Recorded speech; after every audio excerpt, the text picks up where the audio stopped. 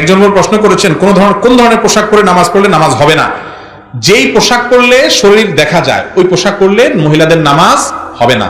শাড়ি পরে যদি নামাজ পড়েন আর হাতের এই যে আপনার গোসা অথবা পেট পিঠ বুক বা কাঁধ এগুলো দেখা যায়, চুল দেখা যায়, তাহলে কি হবে না? নামাজ হবে না। আপনি শাড়ি পরেন আর যাই পরেন, উপর দিয়ে আরেকটা ওড়না পরেন বা যাই পরেন, মাথা থেকে পা পর্যন্ত শুধু মুখমণ্ডল, দুই হাতের কবজি ছাড়া আর পায়ের পাতা ছাড়া নিচের অংশ ছাড়া সব কি করবেন?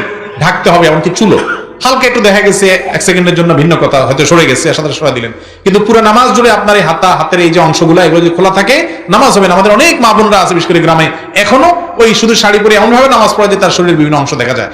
মহিলার নামাজের জন্য সতর হলো পুরো শরীর তাকে ঢাকতে হবে। কথা বুঝতে পারছি? পুরুষরা মহিলাদেরকে শিখিয়ে দিবেন। এবং আজকাল নামাজের ওড়না পাওয়া যায়, এক ওড়নায় শুধু মুখটা খোলা থাকবে, একদম পুরোটা ঢেকে যাবে। আমরা এখন থেকে আমাদের মা বোনদের জানিয়ে দেবো এই বিষয়গুলো, যাতে তারা এই পোশাক পরে নামাজ না পড়ে।